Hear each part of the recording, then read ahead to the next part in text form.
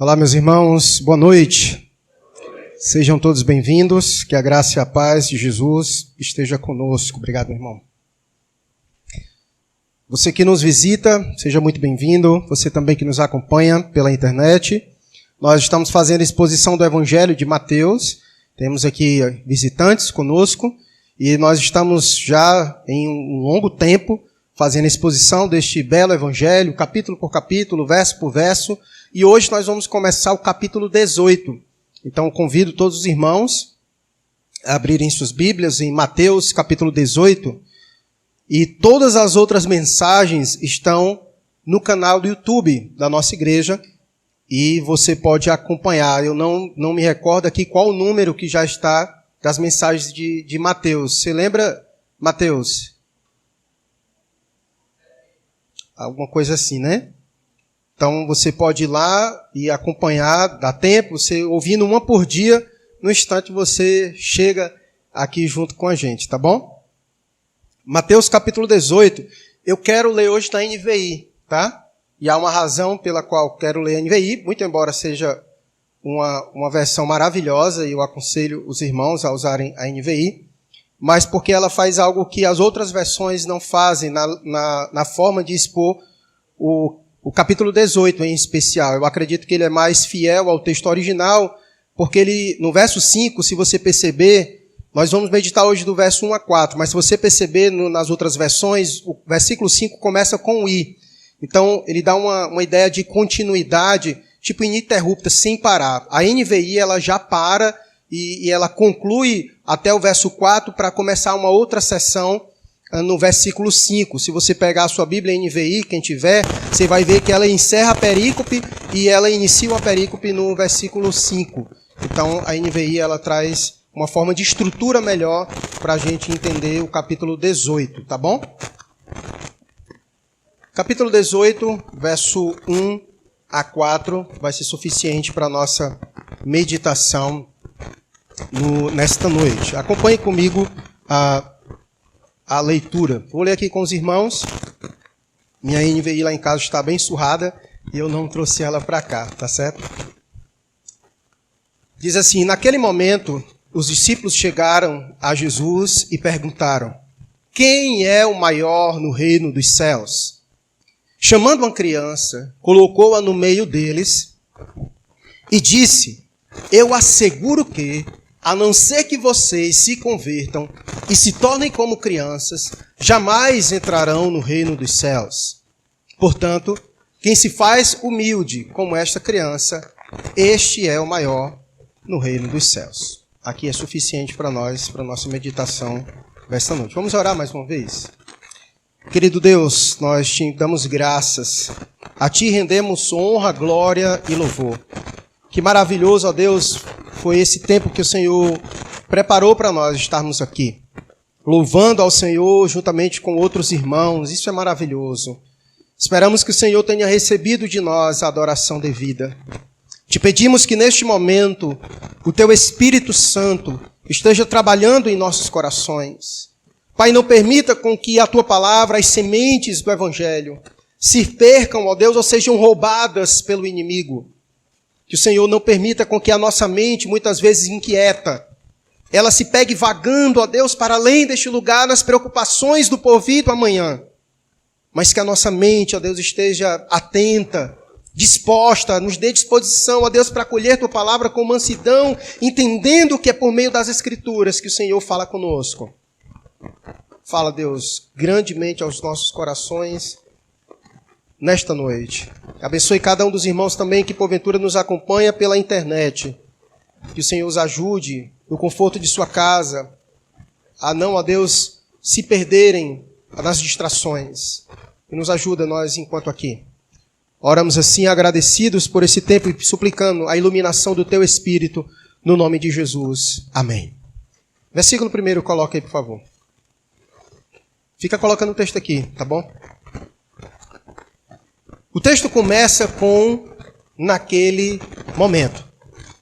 Então a pergunta que se faz, obviamente, é que momento é esse que o texto diz naquele momento? O texto, então, ele começa nos posicionando há um momento de tempo, naquele momento. Em outras versões é dito naquela hora, nessa ocasião. Mas que hora é essa? Que ocasião é essa? Que momento é esse que ocorre esse fato descrito do verso 1 a 4? Qual o contexto, então, dessa passagem? Diferentemente da perícope anterior, como nós vimos, essa está registrada nos outros evangelhos sinóticos também. Na perícope anterior, nós meditamos em uma passagem que era exclusiva do evangelho de Mateus. Mas esta agora, não. Ela é também vista, observada, narrada pelos outros evangelhos sinóticos. Quais são os evangelhos sinóticos? Mateus, Marcos e Lucas. É sinótico porque a palavra sinótico significa do mesmo ponto de vista, diferentemente do evangelho de João. Muito embora João entre dentro dos evangelhos, mas não é os evangelhos sinóticos. Sinóticos são apenas os três primeiros, Mateus, Marcos e Lucas, que todos eles trabalham do mesmo ponto de vista, por isso são chamados sinóticos. E esse fato, Mateus capítulo 18, ele é narrado não somente em Mateus, mas também em Marcos e também em Lucas, o que nos concede uma boa luz sobre o texto, principalmente para nós entendermos que momento é esse em que Mateus sugere de que ocorre esse fato. E que momento é esse? Mateus não nos dá muita luz, mas Marcos já vai nos dar uma luz melhor sobre que momento é esse em que Mateus fala. Veja Marcos 9, verso 33 e 34, por favor, coloca aí. Marcos 9, 33 e 34. E aí você coloca na NVT, tá bom? Marcos 9, 33 e 34, você pode colocar na NVT. Ele diz: depois que chegaram a Cafarnaum e se acomodaram numa casa, Jesus perguntou a seus discípulos sobre o que vocês discutiam no caminho. Verso 34. Eles não responderam, pois tinham discutido sobre o qual deles era o maior. Então, Marcos, volta, o verso 33, por favor. Então, Marcos nos situa o momento. Marcos, então, nos diz que esse episódio ocorre enquanto Jesus estava em casa, em Cafarnaum, e quando os discípulos chegam. Então diz, depois que chegaram a Cafarnaum, se acomodaram numa casa. Então Jesus está numa casa e na cidade de Cafarnaum. E é exatamente nesse momento em que ocorre esse episódio. Mas o interessante é porque esse fato, saber disso, nos liga ao fato anterior do capítulo 17, que nós vimos na última perícope. Coloca aí o capítulo 17, verso 24, que foi exatamente o texto anterior a esse do capítulo 18. Voltemos nós para Mateus, por favor.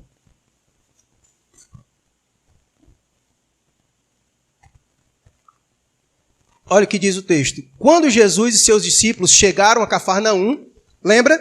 Jesus estava em casa e os cobradores de imposto foram a Pedro falar sobre a questão do imposto do templo, lembra?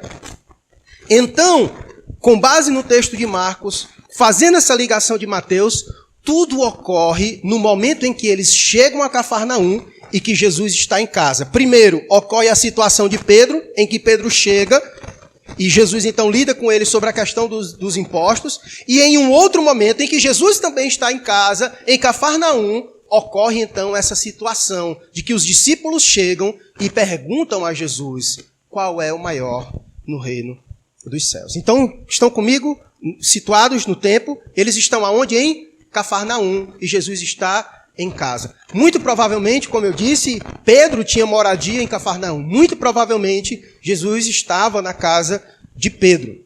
Portanto, nós podemos situar esse relato com o anterior. Pois bem, capítulo 18, por favor, verso 1. Pois bem, uma vez que nós já estamos situados no contexto, qual a questão aqui agora? A questão anterior foi que Pedro chegou e era uma questão de imposto, e que nós vimos aqui na pregação sobre como foi que Jesus lidou com aquilo. Mas qual é a questão agora? A questão para toda a discussão dessa perícope que nós acabamos de ler, ela é motivada pela pergunta que os discípulos fazem a Jesus. Qual é a pergunta que os discípulos fazem a Jesus? Coloca a NVI. Quando a gente voltar para Mateus, sempre NVI, tá? A gente voltar para Mateus, sempre NVI. Qual é a pergunta aqui em questão? A pergunta que os discípulos fazem a Jesus é essa: quem é o maior no reino dos céus? Agora, reflita comigo. O que levou os discípulos a fazerem esse tipo de pergunta a Jesus? Pelo tom dos versos que nós lemos até o versículo 4, pelo tom da resposta de Jesus, essa pergunta foi interessante ou Jesus não curtiu muito essa pergunta que os discípulos fizeram? De acordo com o texto que nós lemos, o que você acha, nas entrelinhas, pelo que você leu? A forma com que Jesus respondeu foi de boa ou ele quis, de certa forma, exortar os discípulos a essa pergunta que eles fizeram a Jesus? Pelo tom da resposta de Jesus, nós veremos que essa foi uma infeliz pergunta deles e que somente revelou os seus próprios corações. A pergunta deles revelou o coração deles. A verdade é que há certas perguntas que fazemos que revelam muito mais dos nossos corações do que nós imaginamos. E essa pergunta que os discípulos fizeram a Jesus revela muita coisa e diz muitas coisas do coração dos discípulos. O que, por exemplo, nós poderíamos dizer que revela do coração dos discípulos ao fazer esse tipo de pergunta para Jesus: quem é o maior no reino dos céus? Eles fizeram essa pergunta porque eles estavam interessados em quê? A grande verdade é que o que fica revelado do coração dos discípulos, e nós vamos ver isso ao longo de toda essa mensagem, é que o que levou eles a fazer essa pergunta são algumas coisas: senso de superioridade, orgulho, soberba, vanglória, altivez de espírito. E tudo isso é um grande contraste diante daquele a quem eles seguiam. Porque quem era aquele a quem eles seguiam? Aquele a quem eles seguiam disse de si mesmo: aprendei de mim que sou manso e... Totalmente o contrário da disposição do coração dos discípulos, que agora chegam diante de Jesus e querem saber quem é o maior. Eles procuram o mestre, aquele que é humilde, aquele que, como foi lido aqui no texto de Filipenses, aquele que é o maior, esvaziou-se, desceu para assumir forma de servo. Mas seus discípulos chegam diante dele e agora querem saber quem é o maior. Isso revela coisas no coração deles, porque o tom da pergunta revela muita coisa dos seus corações. E isso é um grande contraste diante daquele a quem eles estavam seguindo, porque aqueles a quem eles estavam seguindo, aquele a quem eles estavam seguindo, disse de si mesmo: aprendei de mim, que sou manso e humilde. Portanto, fica evidente que a pergunta deles revela também que eles ainda não aprenderam tudo que deveriam com Jesus, porque se eles tivessem aprendido, eles não teriam feito esse tipo de pergunta a Jesus. Qual é a pergunta? Quem é o maior no reino dos céus? Esse tipo de pergunta, às vezes, é o tipo de pergunta que acompanha o nosso coração e a nossa mente. Será que eu sou o maior aqui? Será que entre o meu grupo de amigos eu sou maior? Eu sou o melhor? Essas coisas que acompanham o nosso coração. Isso tem um nome. É orgulho. O orgulho é pecado e causa grandes efeitos em nossas relações. Esse foi o primeiro pecado do homem contra Deus, lembra?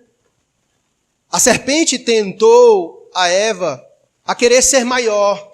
Ela tinha sua condição. Deus, como Criador, fez a criatura para ser como criatura, menor do que o Criador. Mas a serpente, Satanás, tentou ela dizendo: se comer, sereis como Deus. Ela achou que poderia ser maior do que aquilo pelo qual Deus havia criado. E foi exatamente a razão da sua queda. A razão da queda de Satanás foi exatamente a mesma coisa, uma tentativa de querer ser como Deus, de ser além do que deveria ser. O orgulho, ele causa efeitos diretos nas nossas relações. E na primeira relação entre o homem e Deus, causou separação. Lembra o que diz Romanos capítulo 3, 23? Que o pecado causa o quê? Separação entre nós e Deus. Ele vai dizer que nós estamos destituídos, afastados da glória de Deus. O orgulho do ser humano causou exatamente isso. Problema nas relações. E nesse contexto, o orgulho deles causou também problema entre eles. Lembra o texto que nós lemos de Marcos? Coloca de novo o texto lá de Marcos, por favor. Marcos 9, verso 33 e 34. Olha o que Marcos diz. E chegaram a Cafarnaum. Muito obrigado. Depois que chegaram a Cafarnaum, é isso mesmo. Você foi fera. Depois que chegaram a Cafarnaum e se acomodaram numa casa, Jesus perguntou a seus discípulos sobre o que vocês, o quê? Discutiam no caminho. Verso 34. E eles não responderam, pois tinham discutido sobre qual deles era o maior. Eles estavam tímidos, acanhados, envergonhados, porque Jesus sabia o que eles estavam fazendo no caminho. Eles estavam brigando, discutindo entre eles para saber qual era o maior. Eu sou o maior, não sou eu que sou o maior. Talvez tenha rolado até tapa e ninguém sabe. Mas o fato é que o orgulho deles gerou problema nas suas relações. Marcos registra isso. E Lucas também, no outro evangelho sinótico. Coloca Lucas 9,46, por favor. Ninguém tinha dúvida de que eles discutiram, de que eles brigaram. Marcos registra isso e Lucas também. Os discípulos começaram a discutir sobre qual deles seria o maior.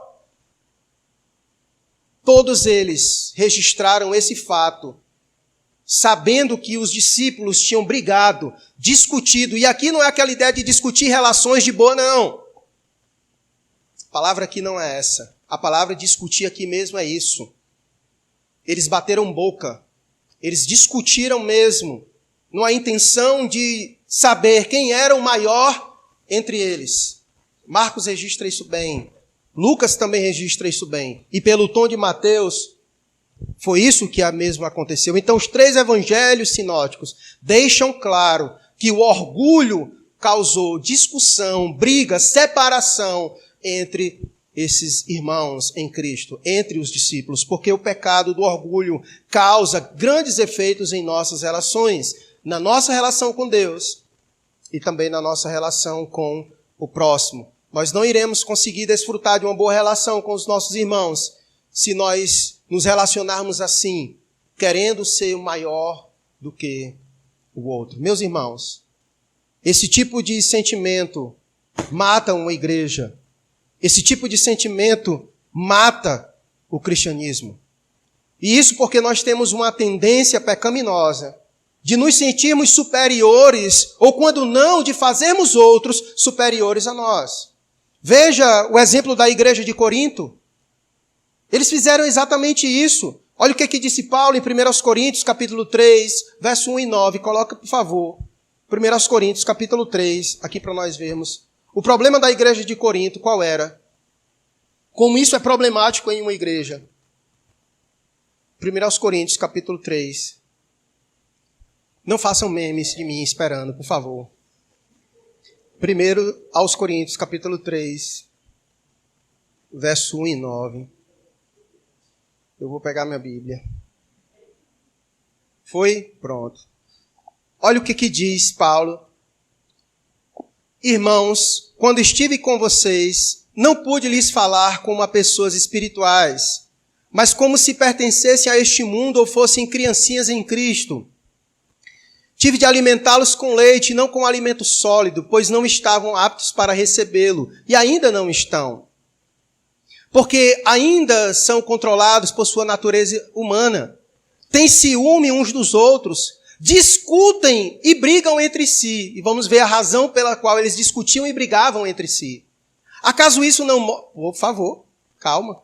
Acaso isso não mostra que são controlados por sua natureza humana e que vivem como pessoas do mundo? Perceba. Perceba. O motivo pelo qual eles discutem e brigam...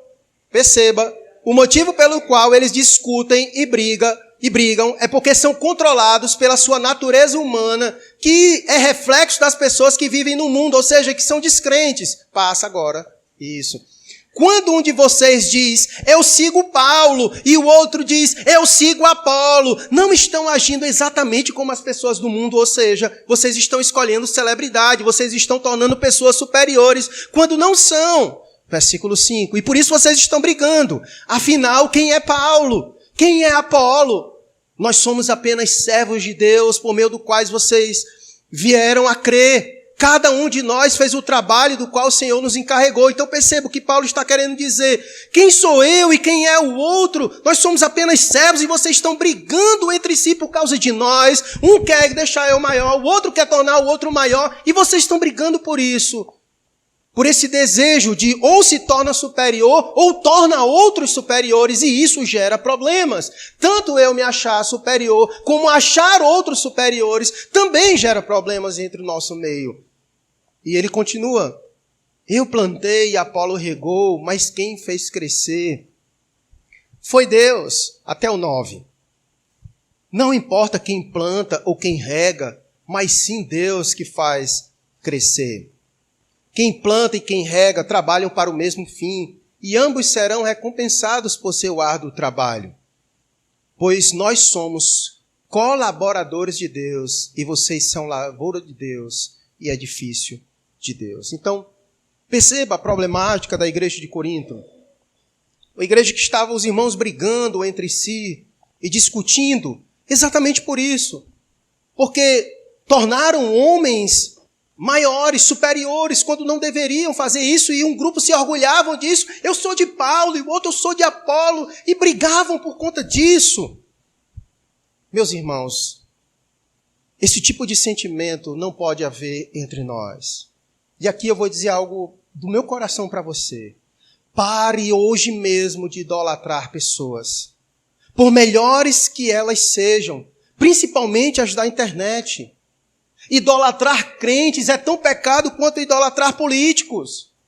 Um bem que você faz aos grandes homens de Deus que você admira é pare de bajulá-los. Pare hoje mesmo com isso. Isso é pecado.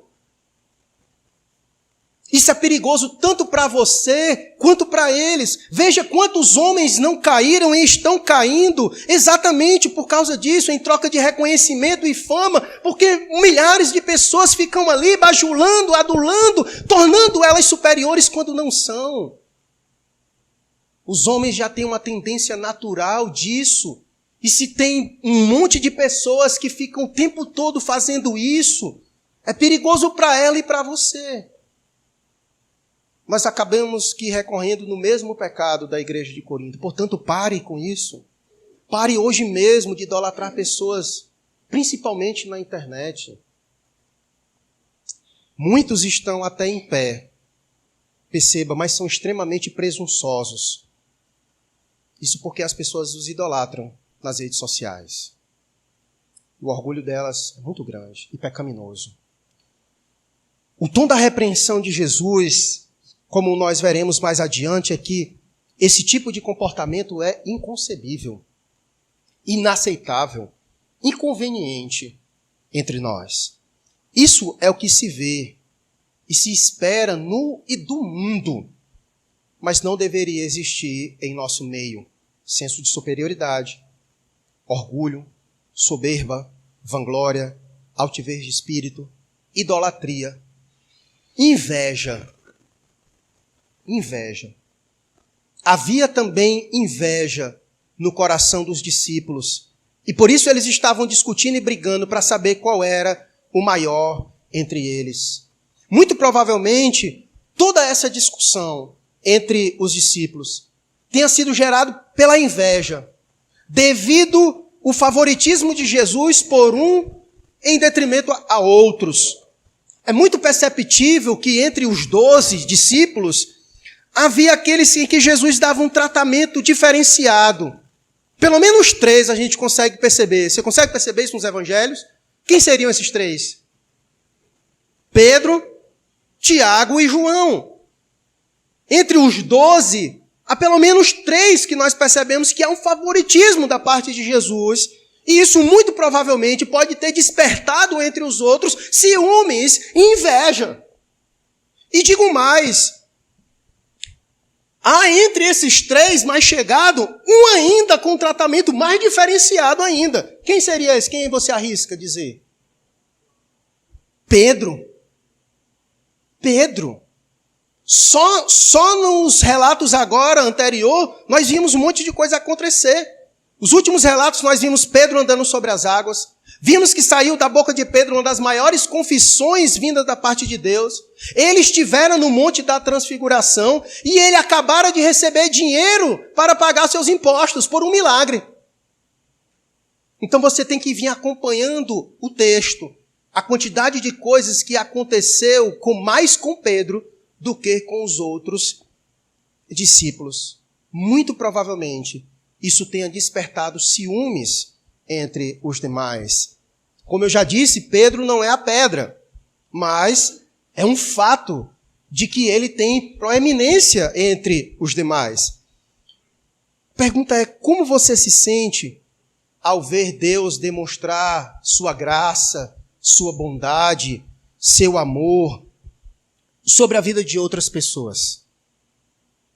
Porque se esse era o ponto, se o coração dos discípulos estavam invejosos, porque Jesus tinha um certo favoritismo, e isso estava então gerando problema entre eles, o que você sente, o que passa no seu coração quando você vê Deus agindo com certo favoritismo entre uma pessoa em relação a outra? Ou Deus não faz isso? Deus nos ama, mas Ele age de forma por igual em nossas vidas? Claro que não. Quantos Salomões tem aqui? Um homem que foi dotado de sabedoria de Deus. Quantos? Amém, meu irmão? Deixa eu abençoe. Agora, quem tem o dinheiro de Salomão aqui? O que foi dado a Salomão não foi dado a nenhum outro rei. Deus escolheu Salomão de forma especial e o que deu a ele não deu a nenhum outro rei. Deus aprova em fazer isso. Ou seja, Deus deu a ele algo diferenciado. Deus o tratou de maneira diferenciada. E ele pode fazer isso, porque Deus é soberano. Deus é soberano. E ele, então, tem autoridade para agir do jeito que ele achar que deve agir. Ele é soberano e no exercício dos seus atributos, ele faz isso. Ele é amor e ele decide amar quem ele quer. Nós vimos isso nas Escrituras, Romanos capítulo 9, ele falando isso, olha, eu decidi amar Jacó e aborrecer Esaú, e pronto. E pronto, final. Eu sou soberano e decido quem devo amar. E demais o texto em Romanos capítulo 9. Que ele tem misericórdia de quem aprover tiver misericórdia. Ele é soberano. E se ele quiser, no meio de nós, agir de forma com favoritismo, escolhendo alguns irmãos, ele pode fazer isso. E isso não torna injusto, que é exatamente o discurso de Romanos capítulo 9. Quem és tu para discutirem com Deus? Ele pode pegar o vaso, o barro e fazer o que ele quiser. Porque ele é o oleiro e ponto. E esse era o problema. Se Deus decide dar graça, agir de favoritismo em nosso meio, o que podemos fazer? Tirar do nosso coração a inveja e glorificar a Deus por isso. Tirar a inveja do nosso coração e glorificar a Deus por isso. Se ele fez o irmão mais bonito, glorifica a Deus por isso. Se o irmão abençoou o trabalho do irmão, glorifica a Deus por isso. Pare de ser invejoso e ficar choramingando e não consegue se alegrar com a bênção de Deus sobre a vida do outro. E o texto, esse tipo de problema, gera separação entre os irmãos. A igreja de Corinto estava sofrendo por isso. E os discípulos estavam pregando briga. Porque eles não sabiam lidar com essas questões. E eles parecem um monte de menino mimado que chega diante de Jesus e diz: quem é o maior entre nós?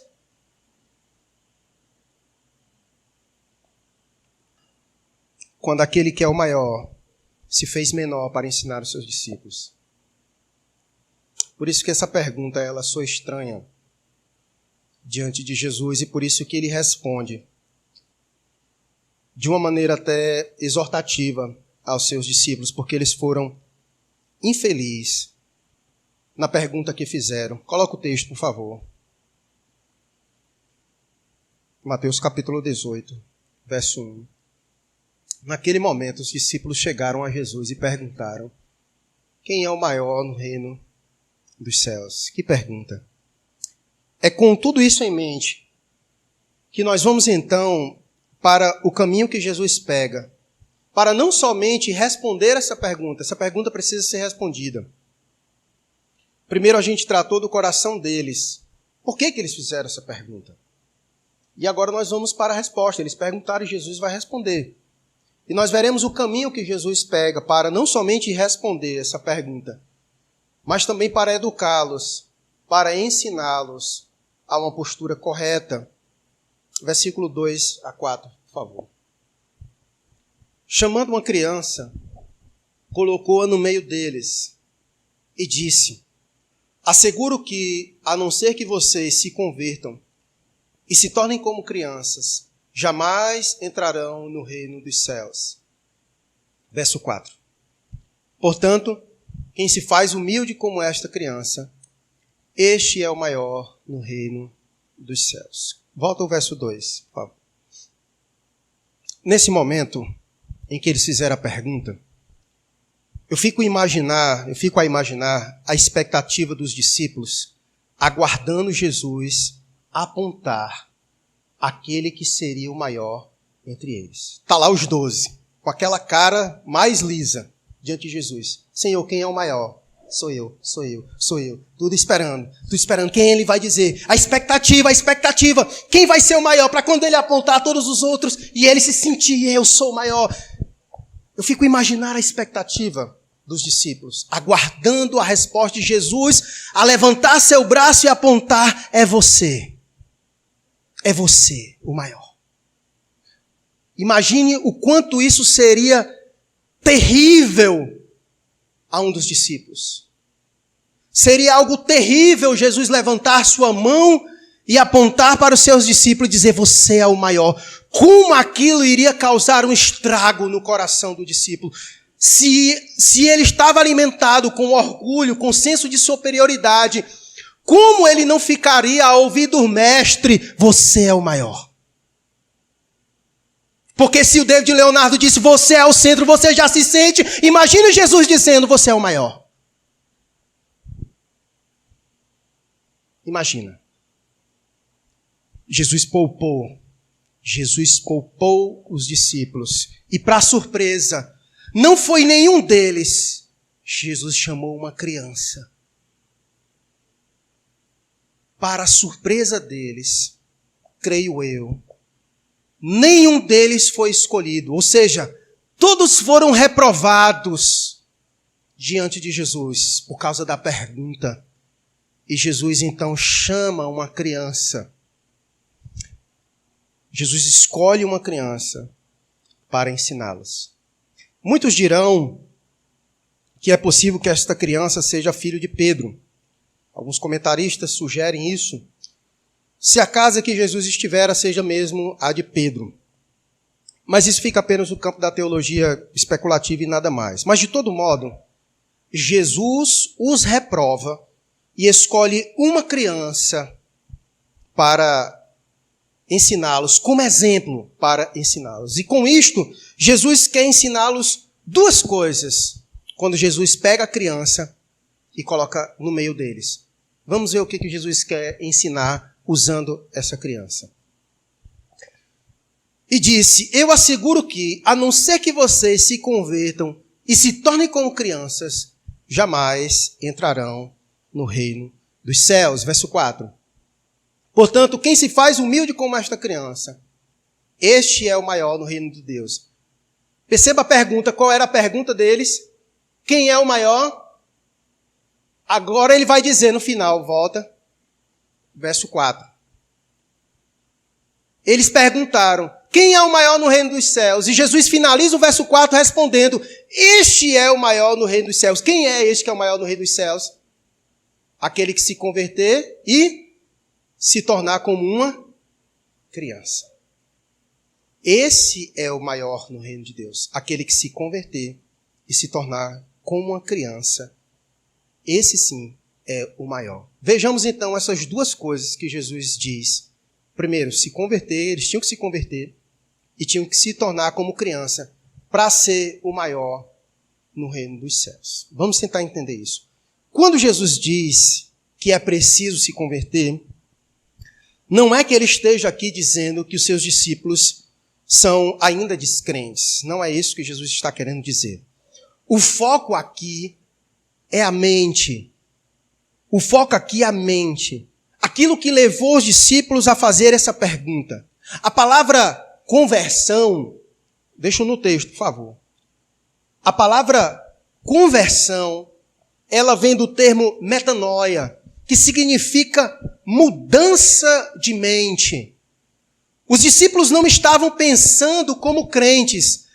Lembra quando nós lemos a carta de Paulo aos Coríntios?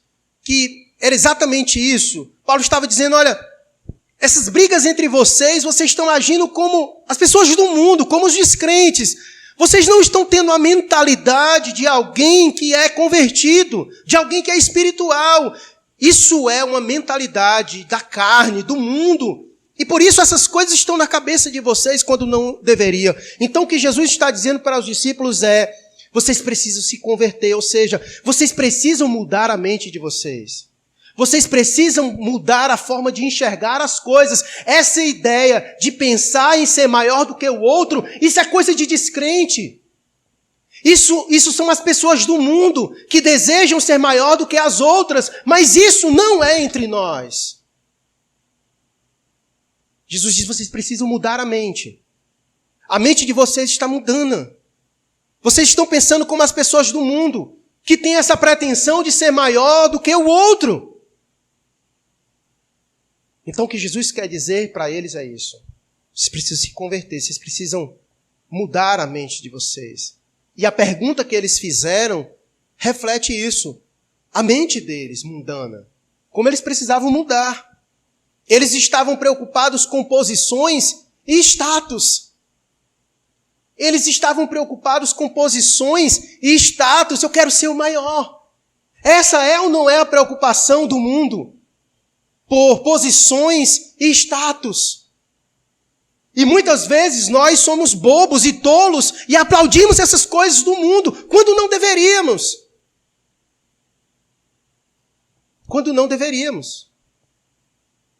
Fazemos isso com descrentes e às vezes fazemos isso com crentes, quando não deveríamos. Porque as pessoas, quando nós percebemos que as pessoas estão procurando aplausos, glória, vanglória, nós não deveríamos contribuir com isso. E muitas vezes nós contribuímos. Muitas vezes nós fazemos isso. Com curtidas, com comentários, com aplausos, com elogios. Não que nós não devemos elogiar pessoas, mas quando percebemos as intenções e as motivações delas, não deveríamos contribuir com isso. Porque o que elas buscam é exatamente isso. Posições e status. E isso acontece em nosso meio. E isso é feio. Isso é muito feio. Já viu como é que igrejas lidam quando chegam pessoas famosas na internet nas suas igrejas? Já viu? Ninguém sai batendo foto com os irmãos normal, mas basta chegar alguém conhecido aqui que todo mundo quer tirar foto. Por que isso? Por que isso? Porque isso vai trazer glória para você também. A glória dele você quer também para você. E por isso você faz questão de tirar foto com ele, botar no seu status para que as pessoas digam, olha aí, tirou a foto com fulano. Você é igual a ele. Igual a ele. Quem é Paulo? Paulo disse, quem sou eu? Quem é Apolo? Pare com isso. Pare com essa bobagem. Para que cadeiras altas aqui entre nós? Como muitas igrejas fazem, as celebridades ficam aqui nas cadeiras cochoadas e grandes. Porque elas não podem sentar com as pessoas. Porque elas têm que ser diferenciadas. E quando elas sobem ao púlpito, se tocam instrumentos musicais. Porque vem chegando a autoridade espiritual. Parem com isso, irmãos. Aprendam de mim, disse Jesus, que sou manso e humilde. E por isso ele lavou os pés dos seus discípulos e disse, se eu sou o mestre, lavo os pés de vocês, façam isso uns com os outros. E parem de bajular homens. Essas coisas acontecem porque nós construímos ídolos quando não deveríamos. Quando não deveríamos. Quando Jesus diz, eu asseguro, e disse Jesus, eu asseguro, é um tom de advertência para a necessidade deles, não só de mudarem, se converterem, mas de se tornar como criança. E a criança aqui, ela é levantada como um ideal não de inocência, pureza ou fé, como muitas vezes a gente atribui às crianças. Mas a ideia aqui de Jesus levantar a criança não é como um ideal de inocência, pureza ou fé, mas de humildade e de despreocupação com posições e status social. É isso que o texto diz. Olha o que diz o verso 4. Portanto, quem se faz o quê? Humilde como esta criança. É essa característica da criança que Jesus quer ressaltar. A humildade. O próprio texto diz isso. Portanto, quem se faz humilde como esta criança, é a humildade que ele quer ressaltar da criança. Não é outras coisas. Não é a inocência, a ideia de inocência, de pureza, não é isso. Humildade, é isso que o texto diz. Por isso ele usa o exemplo da criança para lidar com essa ideia. Porque a criança, ela é assim. Ela não está preocupada com posição social, com posição, com prestígio. Ela tem despreocupação quanto a isso. E Jesus aqui não advoga a humildade de pensamento, né? Aqui a ideia dele é, de fato, advogar a humildade de pensamento, não a infantilidade de pensamento da criança, né? É isso que ele quer usar. Usar a criança, a ideia de mente, não a infantilidade da criança, mas a humildade de pensamento, essa ideia de não nutrir na sua mente essa disposição de superioridade, de se achar muita coisa. O sinal mais seguro de uma autêntica conversão é a humildade. À semelhança da criança, haveremos de pensar a nosso próprio respeito com modéstia. Isso é muito difícil. Pensar acerca de nós mesmos com modéstia é muito difícil. Já parou para pensar? Quando alguém pergunta seus elogios, você rasga. E quando alguém diz seus defeitos, o que é que você diz? O que é que você diz dos seus defeitos? Sou perfeccionista. Pelo amor de Deus. Isso não é defeito não, meu irmão. Pelo amor de Deus. Sou muito organizado, né? Sou metódico. Isso não é defeito não, cara. Defeito não. Tá entendendo? Nós temos sempre os pensamentos mais elevados a nosso próprio respeito. Por isso que, se a gente não mudar a nossa mente, qualquer elogio pode ser suficiente para desencadear o nosso coração uma soberba sem precedentes. Portanto, nós temos que ter cuidado. Eu não estou dizendo que você não deve elogiar pessoas, tá? Não é isso. Mas tenha cuidado em como você faz. Tenha cuidado em como você também recebe. Não fique buscando fazer as coisas, esperando receber elogio das pessoas. Isso é perigoso. Você percebe quando alguém busca elogios, é quando ela faz uma coisa e ela sai frustrada porque ninguém deu reconhecimento para ela. Você fez com qual objetivo mesmo? Qual foi o objetivo que te levou a fazer aquilo? Foi o reconhecimento das pessoas, um tapinha nas costas, para depois dizer, tu é o cara? Foi isso? Porque se foi isso, tu recebeu a tua recompensa. Depois não espera nada de Deus, porque tu queria buscar a glória de homens. E recebeu. Mas se você fez para Deus, então vai em paz para tua casa. Fica tranquilo. Porque, como disse Paulo, em 1 Coríntios capítulo 15, verso 58, nenhum trabalho nosso para Deus é o quê? Em vão. Em vão. Não é.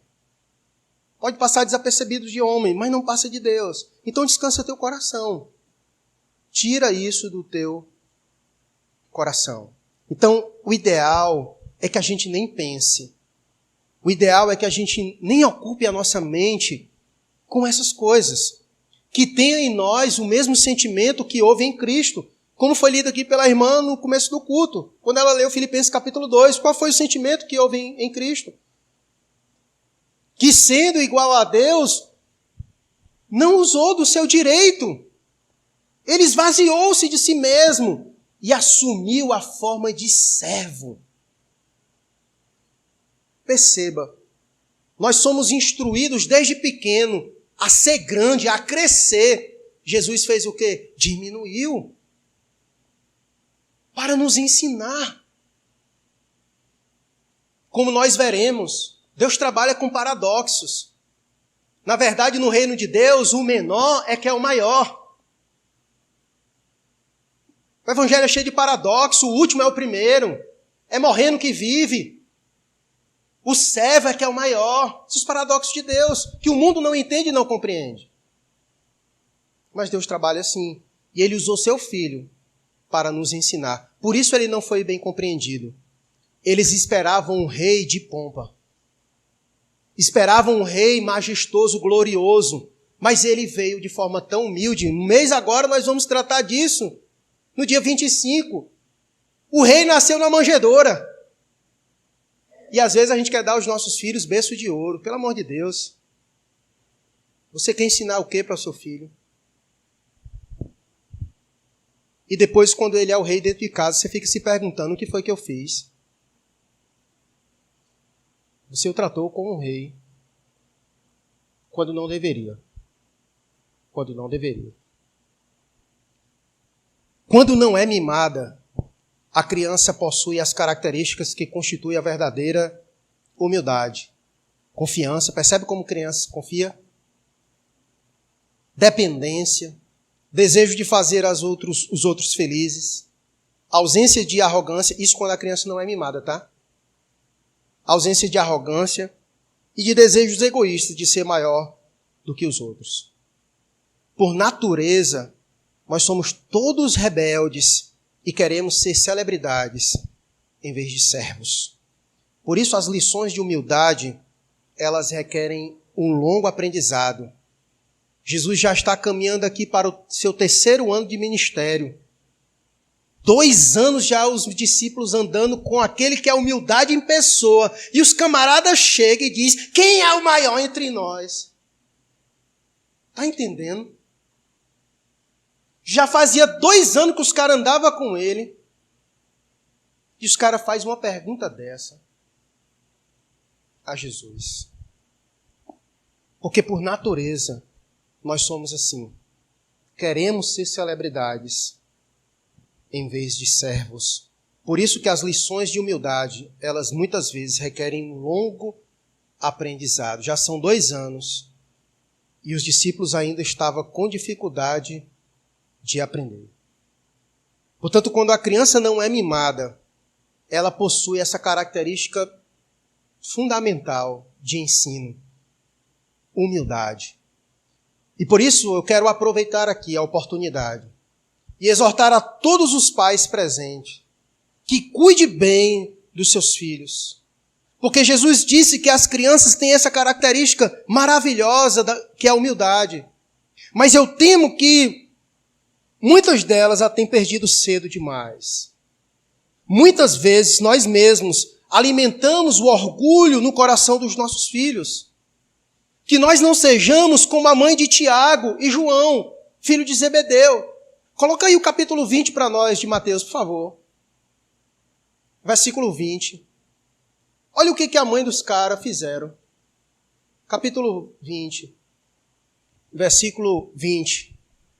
Então, aproximou-se de Jesus, a mãe dos filhos de Zebedeu, com seus filhos, que é quem? Quem são eles? Quem são eles? Tiago e João. E chegaram lá, a mãe deles chegou com seus filhos e prostrando-se, fez um pedido a Jesus. Veja qual é, versículo 21.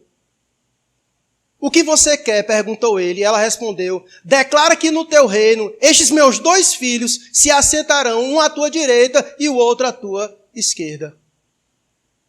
Coloca essa versão não, coloca a NVT, por favor.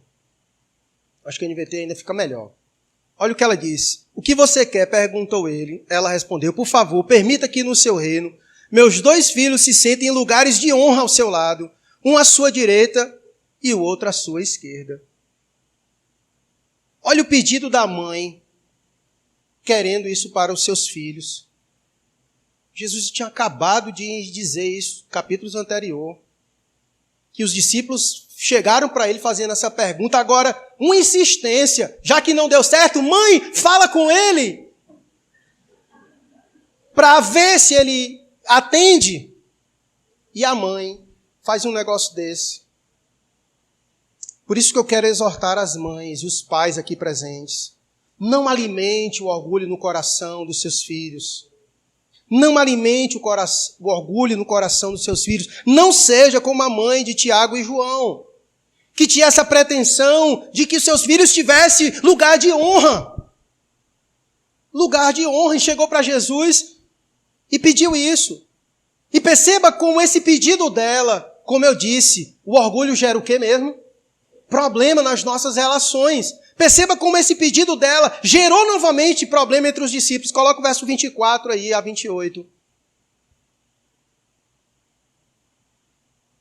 Quando os outros 10 souberam que os 2 irmãos haviam pedido, por causa da sua mãe, ficaram o quê? Indignados. Continua. Então Jesus os reuniu e disse: vocês sabem que os governantes deste mundo têm poder sobre o povo e que os oficiais exercem autoridade sobre os súditos. Entre vocês, porém, será diferente. Quem quiser ser o líder entre vocês, que seja servo. E quem quiser ser o primeiro entre vocês, que se torne escravo. Pois nem mesmo o Filho do Homem veio para ser servido, mas para servir e dar a sua vida em resgate por muitos. Perceba a lição, só aí está até bom, até o 28. Olha aí. Por causa do pedido da mãe, os discípulos estavam discutindo novamente. Os 10 se sentiram ofendidos. Como é que é? A tua mãe foi pedir a ele para ter lugar e nós ficamos como nisso tudo. E começaram a discutir de novo. E Jesus dá outro sermão de novo sobre esse mesmo assunto, dizendo: e quem quer ser o maior, seja o quê? Servo. Quer ser o maior? Seja servo. Porque se eu sou o maior, ele quer dizer, e eu vim não para ser servido, mas para servir, quem são vocês então que procuram essas coisas? Como ele disse, os governantes do mundo é que procuram essas coisas. Mas entre nós não é assim. Esse é Deus e os seus paradoxos contraculturais. Olha o que Marcos diz sobre isso também. Marcos 9,35, coloca aí, por favor. E pode colocar na ARA mesmo, viu? Na versão ARA. Marcos 9,35. Isso era nos mesmos contextos, das formas que Jesus responde aos seus discípulos sobre essa história de querer ser maior. Jesus se sentou, chamou os 12 e disse: quem quiser ser o primeiro, que se torne o último e seja servo de todos. E olha o que Lucas também diz, o registro de Lucas, Lucas 9, verso 48. Todos eles dão a mesma resposta, registram a mesma resposta de Jesus, como Jesus lida com isso. E disse: quem recebe uma criança como esta em meu nome recebe a mim, e quem me recebe também recebe aquele que me enviou. Portanto, o menor entre vocês será o maior. Todos os evangelhos tratam disso, retirando esse orgulho do coração. Quer ser o maior? Seja servo. É uma das coisas que eu tenho trabalhado com os diáconos de nossa igreja, os pretendentes à diaconia da nossa igreja. Eles foram chamados a serem líderes. E líderes servem. Nós não temos o status de líderes para que as pessoas nos bajulem. Nós não temos status de líderes para que possamos nos sentir superiores ou maiores do que as outras pessoas. Se Deus tem te levantado como líder, é para servir aos seus irmãos. Porque liderar no meio do povo de Deus significa servir aos irmãos. Esse é que são os maiores. Não aos olhos do mundo, mas aos olhos de Deus. Porque ele, sendo o maior, serviu os seus irmãos para nos dar exemplo. Eu quero concluir nos levando a refletir sobre a virtude que é superior a todas as demais e que por meio dela nós nos relacionaremos de forma muito melhor, tanto com Deus e também com o próximo. Qual virtude vocês acham que é? Não é humildade, a gente falou sobre a humildade. Mas é uma outra que nos ajuda. É o amor. O amor é o fruto do Espírito. Ele é a base para a perfeição das nossas relações. Veja comigo o que Paulo disse na passagem mais bela sobre o amor. Você sabe qual é. 1 Coríntios capítulo 13. Coloca aí 1 Coríntios capítulo 13, versículo 4. Olha o que diz o texto bíblico. O amor é paciente, o amor é bondoso, não inveja, não se vangloria e não se orgulha. Nas nossas relações é assim, o amor, ele tem essa pretensão. Quem ama não inveja. Quem ama não se sente maior ou melhor do que as outras pessoas. Porque o amor não inveja, não se vangloria e não se orgulha. Por isso que não machuca, não maltrata. Porque a soberba, a vanglória, machuca as outras pessoas. Porque você se sente superior a elas. Quem ama vai olhar para o outro com essa disposição. Não vai invejar quando Deus tratar com favoritismo. Vai se alegrar com o outro. Se alegra com a justiça.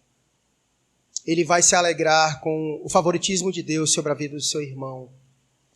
Ele não vai se achar muita coisa, porque o amor não se vangloria. Ele ama sem esperar nada em troca, sem esperar reconhecimento. Ele não busca isso, o amor. Ele ama porque ele gosta de amar, porque Deus é amor. E lhe deu o fruto do Espírito, que é amor. O amor não se orgulha. Não há espaço para essas coisas. Então perceba o caminho para as nossas relações. E é interessante que 1 Coríntios capítulo 13 está exatamente situado num contexto bíblico extremamente legal. Porque a igreja de Corinto estava tendo um problema, e o problema era dos dons. Capítulo 12 é problema de dom, e no capítulo 14 é o problema do dom de línguas. Que os irmãos estavam se sentindo superior a outros por causa de certos dons. E vem exatamente 1 Coríntios capítulo 13, no meio, para mostrar, para dizer, que é o que vai dizer no primeiro versículo 1 e 2. Você pode ter todas as coisas, você pode falar a língua dos anjos, você pode ter tudo no mundo, mas se não tiver amor, nada serve. Nada adianta, nada funciona. Ele é o regulamentador das nossas relações. É ele quem traz equilíbrio para as nossas relações. Quem ama é humilde, e quem é humilde ama corretamente. Nós vamos orar nesse momento, pedindo a Deus que trate dos nossos corações,